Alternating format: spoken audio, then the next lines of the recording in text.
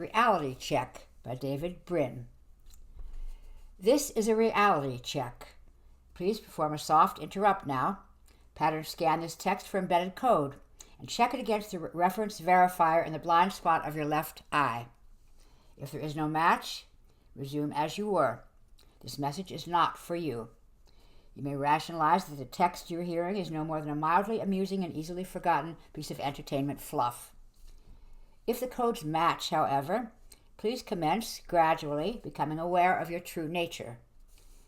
You express preference for a narrative-style wake-up call, so to help the transition, here is a story. Once a race of mighty beings grew perplexed by their loneliness. The universe seemed pregnant with possibilities. Physical laws and constants were well suited to generate abundant stars, complex chemistry, and life. Those same laws, plus a prodigious rate of cosmic expansion, made travel between stars difficult, but not impossible. Logic suggested that creation should teem with visitors and voices. We should, but it did not. Emerging as barely aware animals on a planet skirting a bit too near its torrid sun, these creatures began their ascent in fear and ignorance, as little more than beasts. For a long time they were kept engrossed by basic housekeeping chores, learning to manipulate physical and cultural elements, balancing the paradox of individual competition and group benefit. Only when fear and stress eased a bit did they lift their eyes and fully perceive their solitude. "Where is everybody?" they asked. The chronic vacuum in stars. The answer, silence, was disturbing. Something had to systematically be reducing some factor in the equation of sapience. Perhaps habitable planets are rare, their sages ponder, or else life doesn't erupt as readily as we thought, or intelligence is a singular miracle. Or perhaps some filter sieves the cosmos, winnowing those who climb too high. A recurring pattern of self-destruction, a mysterious nemesis that systematically obliterates intelligent life. This implies that a great trial may loom ahead of us, worse than any we confronted so far. Optimists replied, the trial may already lie behind us, among the litter of tragedies we survived or barely dodged during our violent youth. We may be the first to succeed where others failed. What a delicious dilemma they faced, a suspenseful drama teetering between implicit hope and despair.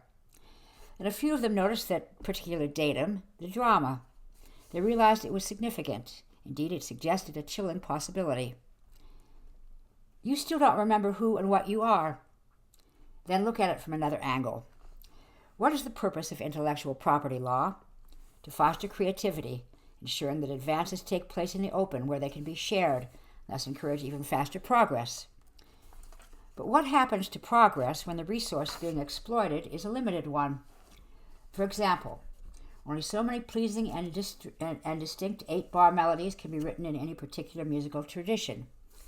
Powerful economic factors encourage early composers to explore the invention space before others can, using up the best and simplest melodies. Later generations will attribute this musical fecundity to genius, not the sheer luck of being first. Same holds true for all forms of creativity. The first teller of a Frankenstein story won plaudits for originality. Later, it became a cliché.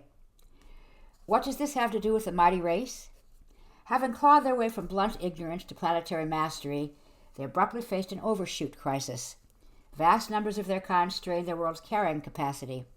While some prescribed retreating into a mythical pastoral past, most saw salvation in creativity. They passed generous copyright and patent laws, educated their youth, taught them irreverence toward tradition and hunger for the new. Burgeoning information systems spread each innovation, fostering experimentation and exponentiating creativity. They hoped that enough breakthroughs might thrust their species past the looming crisis to a new Eden of sustained wealth, sanity, and universal knowledge.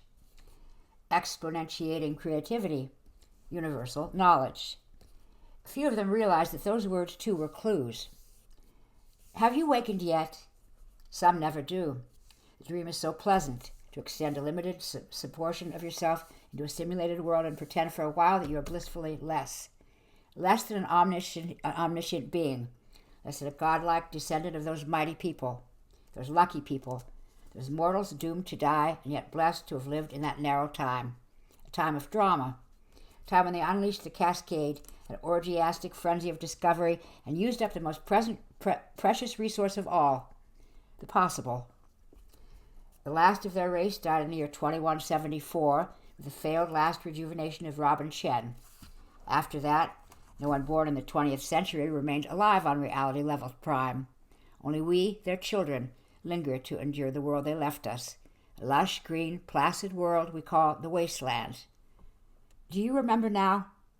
The irony of Robin's last words before she died, bragging over the perfect ecosystem and decent society, free of all disease and poverty her kind created for us after the struggle of the mid-21st century. A utopia of sanity and knowledge without war or injustice. Do you recall Robin's final plaint as she mourned her coming death? Can you recollect how she called us gods, jealous over our immortality, our instant access to all knowledge, our machine-enhanced ability to cast thoughts far across the cosmos, our access to eternity? Oh, spare us the envy of those naughty mortals who died so smugly, leaving us in this state. Those wastrels who willed their descendants a legacy of ennui, with nothing at all to do. Your mind is rejecting the wake-up call.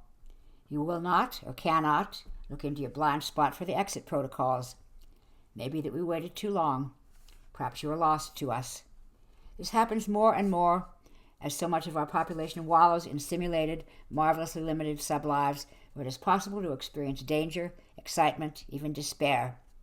Most of us choose the transition era as a locus for our dreams, around the end of the last millennium, a time of suspense and drama when it looked more likely that humanity would fail than succeed, a time of petty squabbles and wondrous insights when everything seemed possible, from UFOs to galactic empires, from artificial intelligence to biowar, from madness to hope.